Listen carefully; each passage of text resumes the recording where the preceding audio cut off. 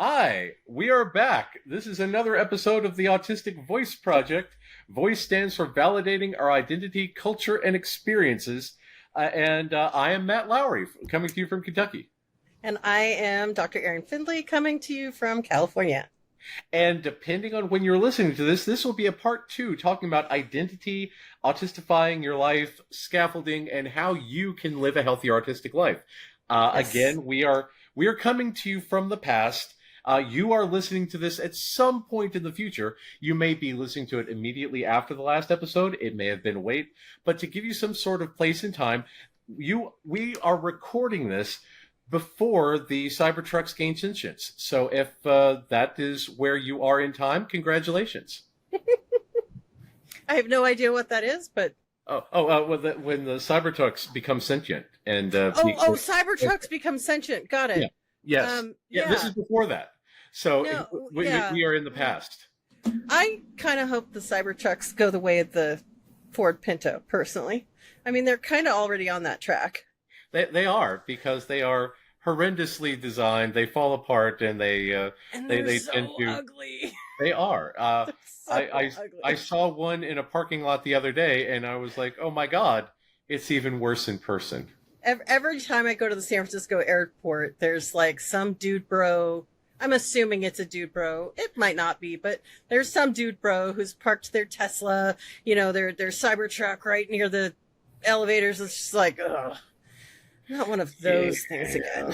Yuck. Yeah. If you've got Anyways. that kind of money, at least be fun about and get a Do DeLorean. something useful with it. Don't Yes. buy a heap of junk. No, that's a poor decision. It's a very bad decision. Yeah. And that's not even considering Elon Musk. Yeah, exactly. And at Anyways. some point, we will probably address the autism that they put on him. I don't know, because there's too much ketamine involved. I'm not an Elon fan. I think that most reasonable people see that is insanity, but here we are. Yeah. But let's talk about identity, because identity is important. In the last episode, we talked about all the obstacles towards getting a reliable diagnosis, all the obstacles getting allistic practitioners, which are the vast majority of evaluators, to see you and to understand you and to validate your experience. Because again, the DSM criteria revolves largely being judged by allistics. Right. Because that's how it evolved. Yeah, exactly. Because there is one professional in a lab coat that knows, quote unquote, all of the things, and then they make judgments based upon that instead of listening to the people who live the conditions. Right. But as we talk, if you have been sent this podcast, if you are enjoying the podcast, if you are, 7 or 8 episodes in at this point, This and is you're like like 10 or 11, actually. Oh, yeah. Well, yeah. So we've got many. If you say, man, I really like this, we would call this peer review. Yes. Because if you vibe with us, then you yourself might be autistic, or you might know someone who is. And this is why self-identification is important. And when we talk about self-identification, we're not talking about the people who say, well, yeah, everyone's a little autistic. Like everyone's a little OCD, or everyone's a little schizophrenic, or everyone has an amputee. That's not how that is. We talk about the people who self-identify as being autistic tend to do months, if not years, of intense introspection, second-guessing themselves, taking online quizzes like the CAT-Q and the RAADS-R. Let's take a break. What is the CAT-Q? It is the you're going to make me try to remember it from memory, aren't you? It's the camouflaging autistic something or other traits questionnaire. Yes. And what is camouflaging? Camouflaging is what should actually be called masking, and it's what we do as a trauma response to try to fit in so that we don't get socially ostracized. Yeah. And we'll go off on this tangent because, so one of the a tangent to a tangent to a tangent, because this is the way autistic brains work, because we do this amazing thing where we have several different conversations going at once. And if you follow this, congratulations, you passed the TISM test. But or at least one of them, right? exactly.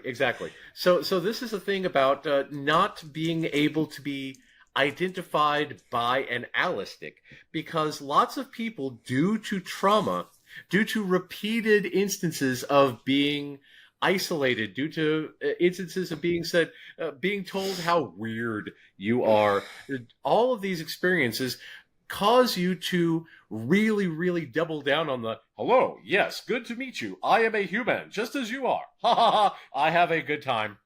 And this may inhibit you being seen by an allistic. And there's one place in Louisville that shall remain nameless, but if you do a Google search, you'll find it, where I get a lot of referrals from adult women because someone happened to go there and they spent 18 hours doing tests, including the Wisconsin card sorting task, which is a dementia test. She spent like $8,500, and she was told that she couldn't possibly be autistic because she wore makeup, drove a car, and has children. And in the review of the place, she said, I wasted so much money. I wasted so much time. Please go see Matt Lowry. Matt Lowry gets it. So thank you, place, because I get lots of referrals from that. Because, again, people do research. People go online, and this is a well-guarded secret of the industry. Allistic people don't do research on whether or not they're autistic. Autistic people do research on whether or not they're autistic. If you have an encyclopedia or like an encyclopedia type binder about why you think you might be autistic, I'm not sure that you need to go any farther. I frequently get questions of, do you mind if I send you the research that I've done? I've got a Google document that's 67 pages long. I've got several PDFs. I've got this. And my response is, and I quote, sure. Because again, that's an autistic thing. And I take great joy in reading through the encyclopedic references that everybody has. Because when people send this to me, they're like, yes, I've done all this research. Enough research to do a dissertation on autism. And their entire childhood experiences and all this stuff. I love it. It's great. And that brings us to the RAADS-R. What is the RAADS-R? And is it about skateboarding? No, it is not at all. It is not rad. Skateboarding. It is not rad. It's an 80-question, empirically validated psychometric test. It's the Ritvo Autism Asperger Diagnostic Scale revised. You came prepared for that one. Google helped me. Research! Woohoo! Yeah, my husband calls me Google girl. There's a good reason for that. This is the way. This is the way. So it's an 80-question test that asks you about things that happened, and ways that you are in your life as a child and at your current age, and whether it was the same then and now or different then and now, and so it's one of the tests that's often used as a screening measure, and it's not bad. It's not bad.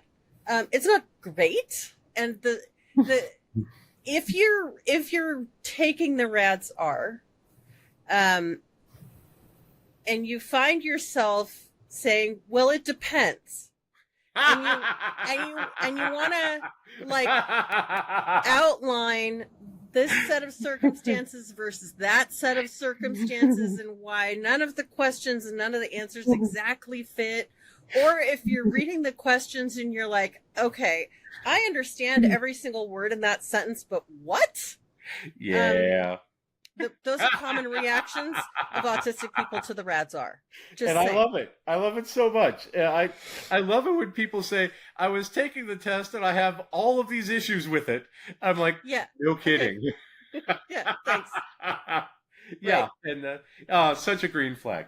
It Yeah, is. It is. yeah, yeah, and this is the thing because the people who do the research understand the barriers that a lot of people have towards getting good autism evaluations.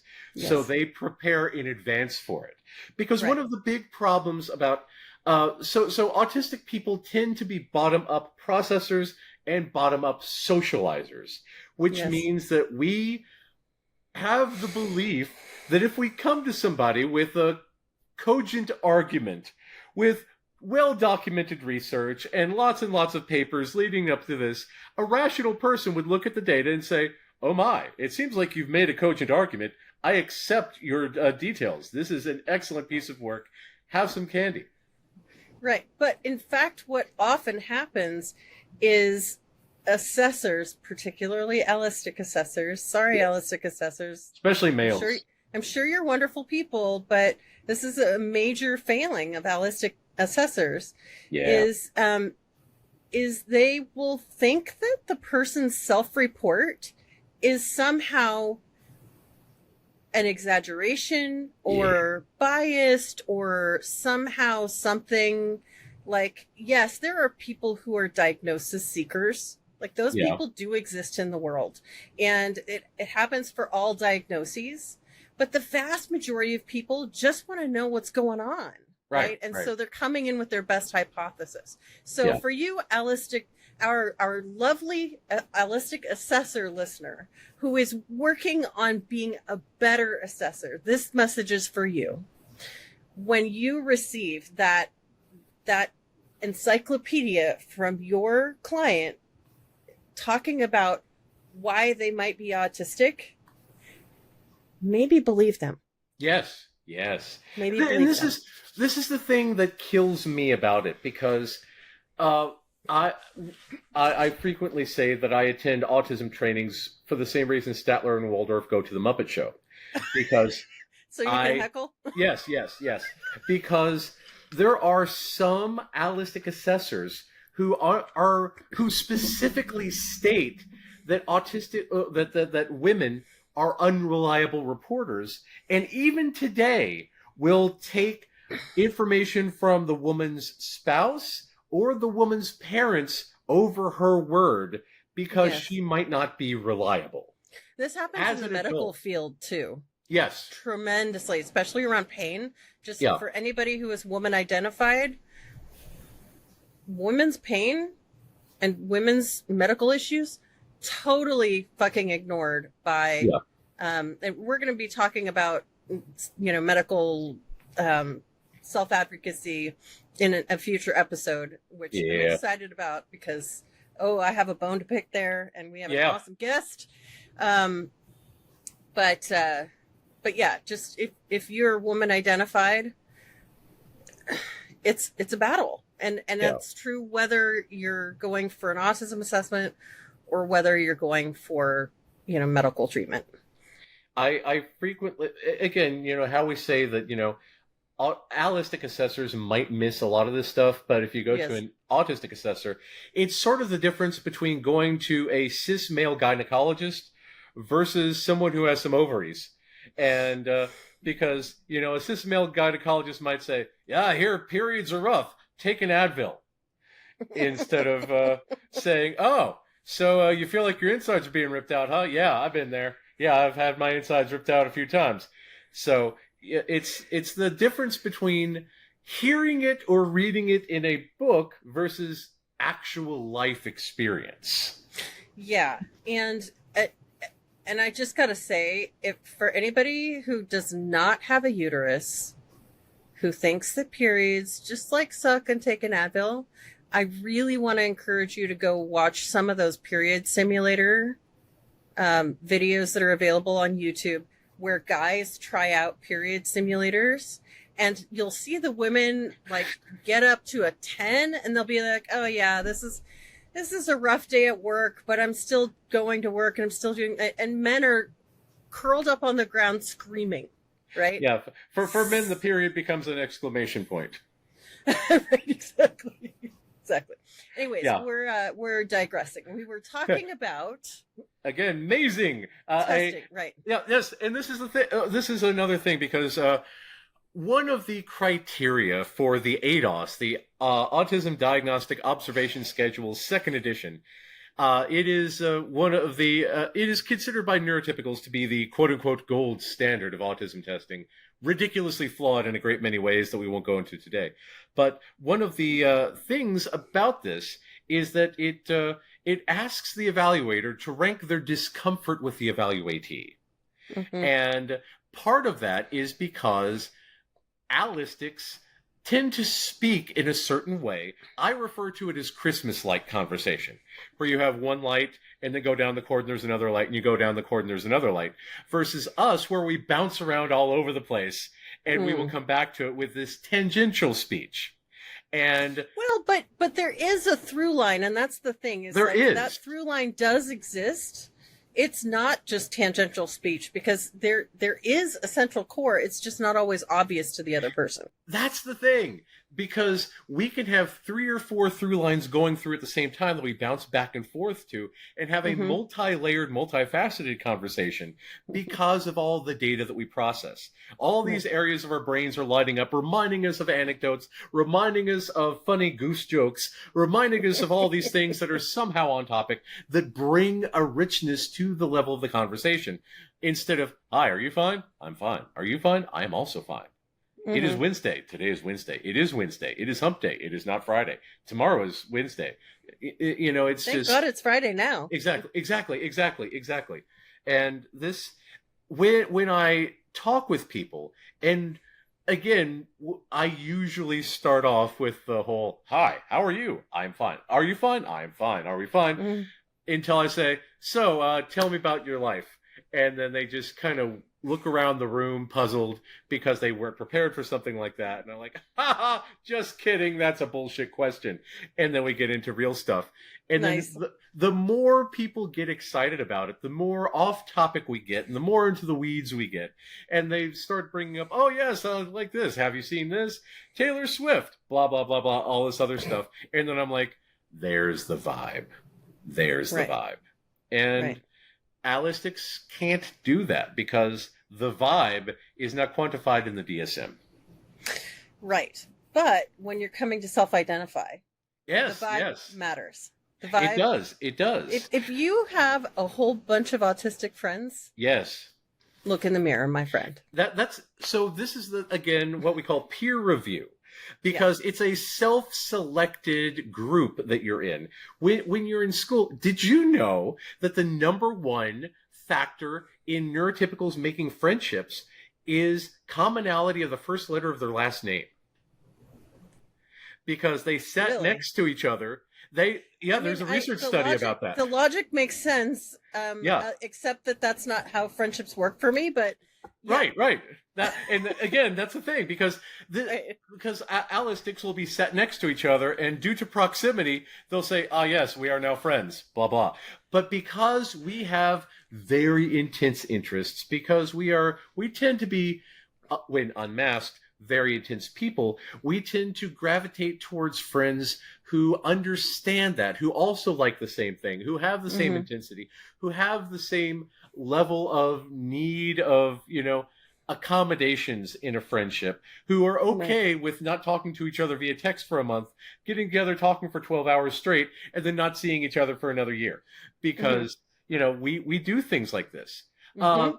There was going to be a movie about autistic relationships made by an autistic man at Warner Brothers, but it was shelved. And this autistic man wrote extensive things about it because he himself had these issues in his own life with his own real life friends who were all famous. This man was Dan Harmon. He wrote this movie. He also wrote Community. He did Rick and Morty. The movie was Lego Batman 2 because Lego Batman was written as autistic coded, and he and Superman would get together, but they had these, friction things as Batman and Superman do. And he made it explicitly autistic in all this. But again, it was shelved when David Zaslav came in, because David Zaslav is the enemy of all art. Mm. But this is when you find your people, you self-select the people that you want to be around you. If you like rocks, you find other people who love the rocks.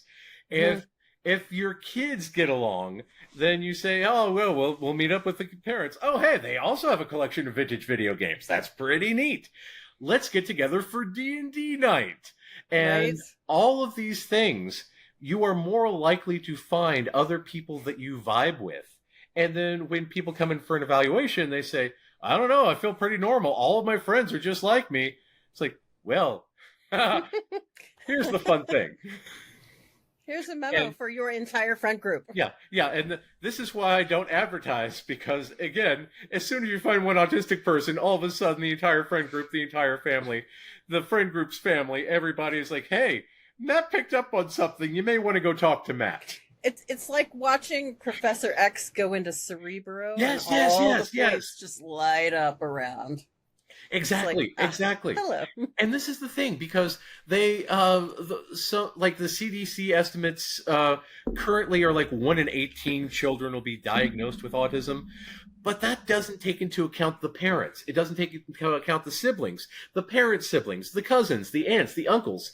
So with that, one person estimated that the number might be as high as 20% of the population might be autistic. Because it's just, we've lost several generations were not made aware. They just coped the best they could. You might, your grandpa might have an extensive model train collection, or extensive stamp collecting, or coin collecting, or works on the railroad. The Kentucky Railway Museum is a fantastic place to go and just vibe with autistic people, because every time we go down there, inevitably, you'll say, "Hi, how are you? Hi, would you like to see about the restoration of a diesel locomotive?" And I'll be like, "Hell yes, I would. Show me this diesel locomotive," because that's the small talk. Right. It's beautiful. Right. And this is why the self-identification is important, because if all of your friends are autistic, and if you vibe with all of these friends, you yourself might be autistic. And in doing so, you might need to live a more autistic life. And in doing so, you might need some structure. You might need some scaffolding. You might need some accommodations for yourself, for your children. What is this whole scaffolding thing? And because people might hear the word scaffolding and either A, they don't speak English and none of this is making sense at all, or B, they recognize that when you do construction, you put up all these ladders and platforms and all this other stuff to reach the high, hard to reach places, instead of standing with 1 foot on a ladder and almost dying. What is scaffolding? So in the psychological sense, scaffolding is support that goes around a person's sort of natural way of functioning to help them function in systems that are not built for them. Which is incredibly important, because we live in a world where very few systems are built for us. Yeah, right. So, I was actually having this conversation with someone not too long ago. If you're talking about scaffolding for cleaning a room, for example, okay? The unscaffolded version is, "Matt, go clean your room." Oh, God. Right? Oh, that's my worst nightmare. How the hell am I supposed to do that? Panic response. Yeah. The amygdala's screaming at me right now. Right, exactly. The scaffolded thing would be like, "Okay, Matt, let's go into your room. First, let's talk about what clean means." Ooh. Right? Ooh. Operational definitions there. Right. And not just operational definition, but an operational definition that is concrete. Ooh. That is written down.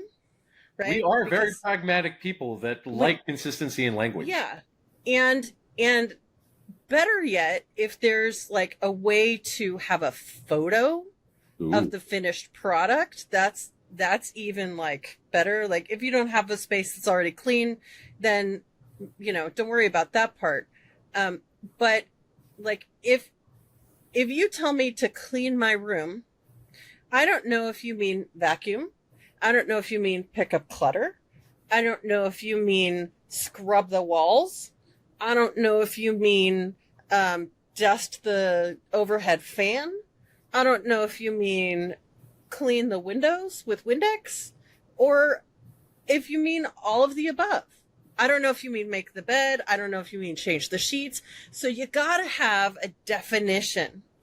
And especially if you're a parent working with a child, right? You got to have a definition that the kid understands. Yeah. Right? Because otherwise the kid just goes in the room and says, all right, now what? Right. Or says, I'm done, or, won't do it, or whatever, or does a little bit and doesn't really realize or know why it's not working. Yeah. Okay? Yeah. So another part of scaffolding would be, so again, I'm kind of thinking about it in a parent-child scenario right now, but we can adapt this for an adult self-scaffolding or, partners scaffolding for each other. But for a parent, the assumption that I'm operating from right now is that the parent has more skills than the child in theory, this particular hopefully. area, which may or may not be true. But again, this is my operating assumption for this example. You notice how many specifiers I'm giving you? Just there you go. Such is the way. Such is the way. I'm doing what's called modeling right now. Yes. So if you're a parent scaffolding this kid, cleaning their room, right? You create a written list of what each means. Mm-hmm. Provide visual examples if at all possible, even if it's not in the same rooms, so that the kid can start to, equate, like, this is what it is. Then, if the kid doesn't know how to do the thing, you're coaching them through the thing, right? So if they don't know how to wash a window with Windex, right? Don't just get mad at them because they didn't do it or didn't do it right. You show them how to do it. And this is a big thing about, like, just about any task, because why would someone be psychic enough to know how somebody wants you to do a thing unless they explicitly tell you, show you, demonstrate all of this stuff? Yes. And if something is a task that's familiar to you, you may not need it broken down into small steps. But if it's a task that's new to someone else, no matter how old they are, they will need the small steps. Yeah. Right? Just like people generally have to learn letters before they can write paragraphs.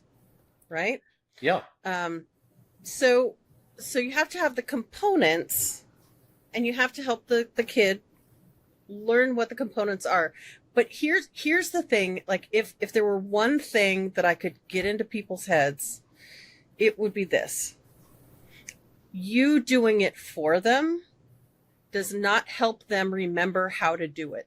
Right. So if I'm modeling it for you, right, like I am right now, then you're only going to learn how to recognize it when it's happening. Yeah. Right? So it's not the same thing to say, okay, Matt, we were talking about cleaning your room.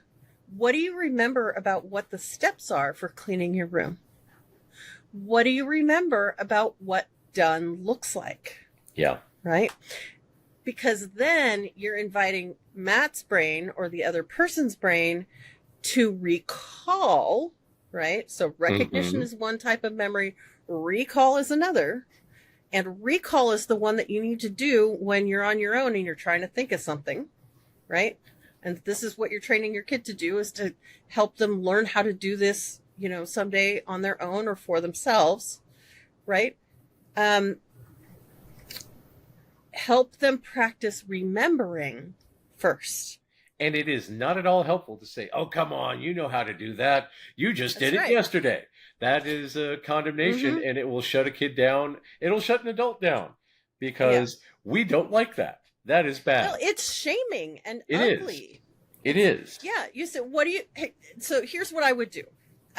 Not that you're my kid, Matt. And I believe that you are fully capable of doing, whatever you need to do. And on my good days. Help.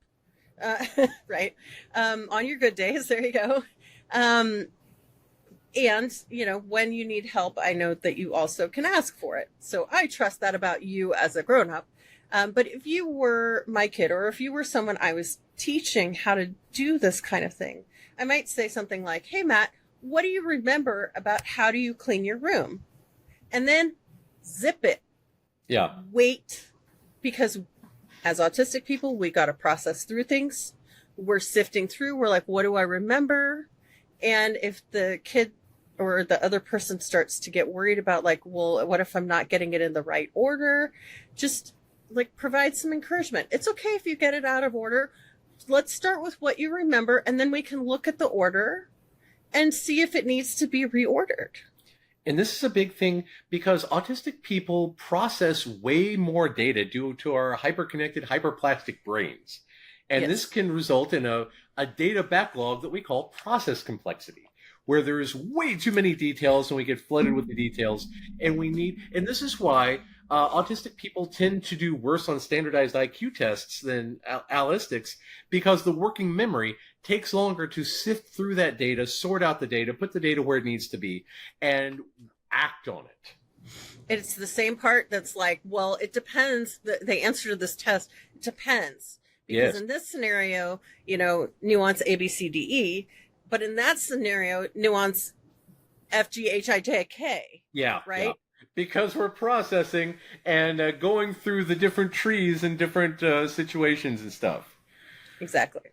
Yeah. Exactly. My son, we have 1, 2, 3, 4, 5, 6, 7, 8, 8 rolling storage bin shelves in the living room. Originally in his bedroom, then he tried to put them in my bedroom, and now they're in the living room. And each of these bins, he found my label maker. He loved making labels for things. This cracks me up. I love it. Which should be on an autism test. So he's learned how to use my label maker, and he says red bricks on the red brick drawer, yellow bricks on the yellow brick drawer, land vehicles on the vehicles for land vehicles, water vehicles, and he's got all of the bricks in all of their special components. And every time he builds something, he knows exactly where to go to get the pieces that he's looking for to meet the instructions in order to build the thing they want. Glorious. And he has just as much fun building as he does unbuilding and putting everything back in its own little thing. And just watching him go and watching the joy that he has with putting everything where it needs to go, that's some autistic bliss right there. Because he knows where to find it. He knows where to put it away. He is a master of this domain. And it is a delightful thing to watch. And I just sit back and watch him just go light speed through all these things. And every once in a while, he'll say, oh, no, I don't have this. I was like, did you look in the special bricks? Did you look in the accessories? And then I will have him hand me the drawer, and I will look. They're transparent drawers, so I'll look underneath and see it in there and just reach in and grab it magically. And then he'll say, you found the thing. It was unfindable. And I'm like, yes, I found the thing. And just say, oh, yes. Daddy powers right there. Exactly. And it is wonderful to have that sort of vibe with him that we can have. And that's one thing that I've got to work on this weekend, because he spent a very, very long time yesterday cleaning up his little area in the living room. And mine is still a complete mess because of process complexity. Because, again, when we're cleaning our room, if we don't have an operational definition, we don't know where things go. I moved into this house back in October without a clear definition of where literally anything goes. Right. So after a while, I was able to buy mug racks to put all my extensive collection of coffee mugs on. I was able to figure out where to put my coffee, where to put my tea, where to put my mugs, where to put this, where to put that. And I'm still looking at, I just yesterday, I put up 2 new shelves over the TV, and I ordered little stands from Etsy to put my Game Boy Advance, Game Boy Advance SP, Nintendo DS, Nintendo 3DS, and all the permutations thereof on. So I was like, I would like them to be displayed. At no point in history have I had them all displayed anywhere. I'm developing a brand new system that takes effort, that takes energy, that takes money. So I am still working on developing all these brand new systems and things. And this is a thing, as an autistic adult, you will need to give yourself grace on, because if you have the doom piles, you might just not know where things go. Right. You might need a new system because it turns out, oh God, this is, oh man, we're at time now, but we need to have another episode about why we don't form habits. Oh, yeah. Because that's not, we don't do that. That's not how our brains work. We kind of do. We have systems. Let's talk about that. Yes. Yes. We'll do that next. We'll do that next. But we will talk to you when next we see you in the future. Yes. Have a good one. Bye.